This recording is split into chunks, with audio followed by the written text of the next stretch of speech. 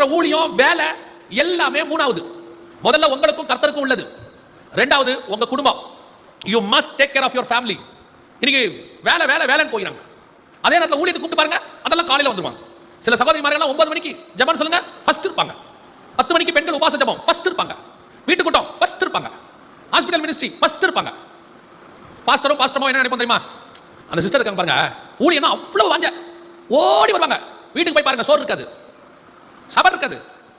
கணவர் வருவார், வீட்டில் சாப்பாடு இருக்காது. பையன் ஸ்கூல்ல இருந்து வருவான், சாப்பாடு இருக்காது. கணவர் கேட்பாரு, சாப்பாடு கூட செய்யல. இந்த அம்மா சொல்லும், பிசாசு மாதிரி பேசுறாங்க, நான் ஊழியத்துக்கு போகிறேன், சாப்பாடா முக்கியம். இதுவே அந்த ஆள் சொன்னா எப்படி இருக்கும் யோசிச்சு பாருங்க. நான் ஊழியத்துக்கு போகிறேன், அரிசி பருப்பு வாங்க மாட்டேன். அப்ப மட்டும் என்ன சொல்லுவியா? ஊழியம் பண்ண சோறு எப்படி வரும் கேட்பீங்கல்ல? அதே கேள்வி அவர் கேட்பார்ல. உங்களை ஊழியம் பண்ண வேணாம்னு சொல்லல. உங்களுடைய முதல் சாட்சி உன் வீட்டுக்குள்ள இருக்கு. குடும்பம் சரியில்லாம நீ வெளியே ஊழியம் என்ன சக்சஸ் பண்ணியும் பிரயோஜனமே கிடையாது, வேஸ்ட்.